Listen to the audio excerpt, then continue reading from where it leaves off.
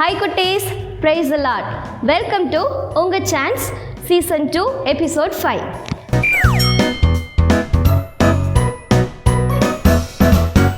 Okay குட்டீஸ், last மந்தில் சூப்பராக எல்லா கதைகளையும் லிசன் பண்ணி அந்த மந்த் எண்டில் வந்து நீங்கள் எல்லா ஆன்சர்ஸும் கரெக்டாக அனுப்பி விட்ருக்கீங்க.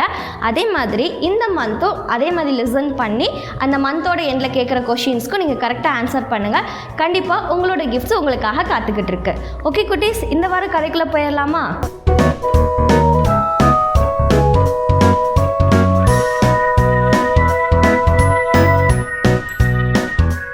குட்டீஸ், கதை ஸ்டார்ட் பண்ணுறதுக்கு முன்னாடி ஒரு சின்ன ரெக்வஸ்ட் என்னென்னா, இந்த கதையை நல்லா லிசன் பண்ணணும். இடையில நான் ஒரு கொஷின் கேட்பேன். அந்த கொஷினுக்கு கரெக்டான ஆன்சரை கமெண்ட் செக்ஷனில் சொல்லணும். ஓகேவா குட்டீஸ்? ஒரு அழகான கிராமத்தில் ஒரு குடும்பம் இருந்தாங்க. அவங்களோட தொழில் என்னென்னா, அங்கே இருக்கிற மக்கள்கிட்டலாம் துணியெல்லாம் கலெக்ட் பண்ணிட்டு போய் அங்கே இருக்கிற ஆற்றில் போய் அதை வாஷ் பண்ணி திரும்ப அவங்கள்ட்ட கொடுக்கறது அவங்களோட வேலை. இப்போது அவங்களுக்கு என்ன பிரச்சனைனா, அவங்க வீட்டில் இருந்து அந்த ஆறு கொஞ்சம் தூரமாக இருக்கும். ஸோ அப்போ அந்த துணியெல்லாம் சுமந்துட்டு போகணும், திரும்ப அதை கொண்டு வரணும்ல.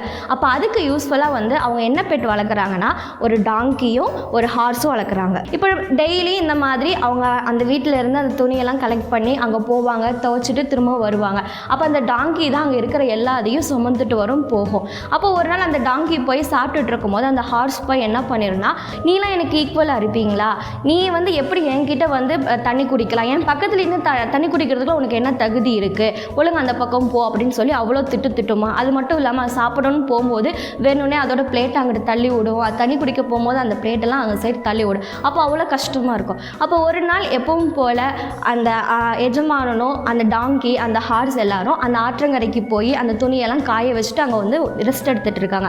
அப்போ மேலே பார்க்கும்போது திடீர்னு மழை வர மாதிரி ஆயிடுச்சு. உடனே அந்த எஜமான் வந்து, ஐயோ மழை வர மாதிரி இருக்கே, சீக்கிரம் துணியெல்லாம் எடுத்துகிட்டு நம்ம வீட்டுக்கு கிளம்புவோம் அப்படின்னு சொல்லிட்டு அந்த துணி ஒவ்வொன்றா எடுத்து அதை அழகாக மூட்டை மாதிரி கட்டி அந்த இதை எல்லாத்தையும் அந்த டாங்கி மேலே வச்சு விட்டுறாங்க. இப்போ அந்த டாங்கி ஹார்ஸ் அந்த எஜமான் எல்லாம் அந்த ரோட் வழியாக நடந்து போயிட்டு இருக்கும்போது அந்த டாங்கிக்கு சுத்தமாக முடியலையா, அவ்வளோ வெயிட்டாக இருக்குது.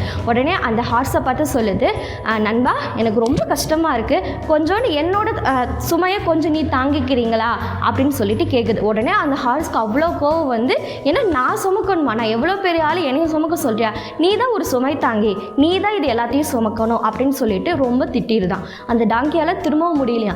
திரும்ப கொஞ்சம் தூரம் போகுது, அதால் திரும்பவும் முடியாமல் திரும்பவும் அந்த ஹார்ஸ் கிட்ட கேட்கும் போது அந்த ஹார்ஸ் திரும்பவும் அது ரொம்ப திட்டிடுது. அப்போ அதால் சுத்தமாக முடியாமல் பொத்துன்னு அங்கேயே விழுந்துருச்சு. உடனே அந்த எஜமான் பார்த்து, ஐயோ உனக்கு ரொம்ப டயர்ட் ஆகிடுச்சு, உன்னால் நடக்கக்கூட முடியலையே அப்படின்னு சொல்லிட்டு அந்த மூட்டையை தூக்கி என்ன பண்ணிடுறாங்கன்னா அந்த ஹார்ஸோட மேலே வச்சுட்டு, அது மட்டும் இல்லாமல் அந்த டாங்கியும் தூக்கி அந்த ஹார்ஸ் மேலே வச்சு விட்றாங்க. இப்போ அந்த ஹார்ஸுக்கு மூட்டை மட்டும் தூக்க முடியாமல் ப்ளஸ் யாரையும் தூக்கிட்டு போகிறாங்க, அந்த டாங்கியும் சேர்த்து தூக்கிட்டு போகிறாங்க. அப்போ தான் அந்த ஹார்ஸுக்கு புரிஞ்சிச்சு, அப்போவே நம்மக்கிட்ட கேட்டாங்க, அப்போவே நம்ம சரின்னு சொல்லியிருந்தா கூட இவ்வளோ பாரம் நம்மக்கிட்ட வந்திருக்காது, இப்போ அவனையும் சேர்த்து இவனையும் சேர்த்து நம்ம சுமக்கிற மாதிரி ஆயிடுச்சு, ஸோ நம்ம இப்படி பண்ணது தப்புன்னு அப்போ தான் புரிஞ்சுக்கிட்டேன். இப்போ இதுலேருந்து நீங்கள் என்ன கற்றுக்கிட்டீங்க? அதாவது இப்போ நம்ம வந்து கொஞ்சம் தாழ்மையாக, அவங்க எவ்வளோ நம்மளை திட்டுனாலுமே திரும்பவும் போய் நண்பா சகோதரன்னு சொல்லி தான் அந்த டாங்கி வந்து போய் ஹெல்ப் தான் கேட்டாங்க. அவ்வளோ மனத்தாழ்மையாக இருக்கும்போது கடவுளோட கிருபையால் அந்த டாங்கி நடக்க கூட விடாமல் அந்த டாங்கியவே தூக்கிட்டு போகிற அளவுக்கு கடவுள் வந்து அதுக்கு வந்து கிருபை கொடுத்துருக்காங்க. ஸோ இந்த மாதிரி தான் ஒவ்வொருத்தவங்களோட லைஃப்லையும் நம்ம வந்து மற்றவங்க கிட்ட மனத்தாழ்மையாக நம்ம நடந்துக்கிட்டோம்னா கண்டிப்பாக கடவுளோட கிருபை நமக்கு இருக்கும். ஓகே குட்டீஸ், உங்களுக்கான கொஸ்டின் கேட்டுருவா? ஏன் அந்த இடத்த விட்டு சீக்கிரம் அவங்க கிளம்புனாங்க, என்னன்னு கண்டுபிடிங்க. ஓகே குட்டீஸ், இந்த வாரத்துக்குரிய மனப்பாட வசனத்தை பார்த்துடலாமா?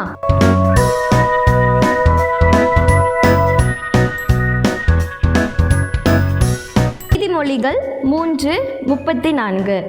இகழ்வோரை அவர் இகழுகிறார், தாழ்மையுள்ளவர்களுக்கோ கிருபை அளிக்கிறார். ஓகே குட்டீஸ், இந்த வாரத்துக்குரிய ஆக்டிவிட்டிஸ்குள்ளே போயிடலாமா? இந்த வாரம் மத்தேயு 7:8.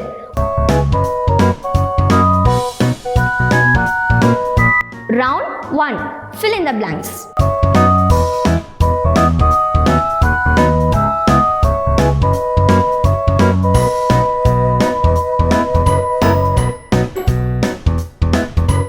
Round 2.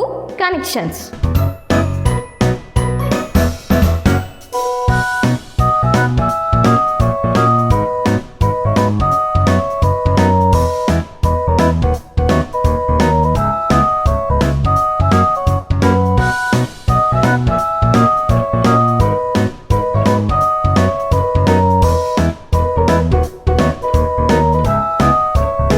ஓகே குட்டீஸ், கதையை நல்லா லிசன் பண்ணியிருப்பீங்க.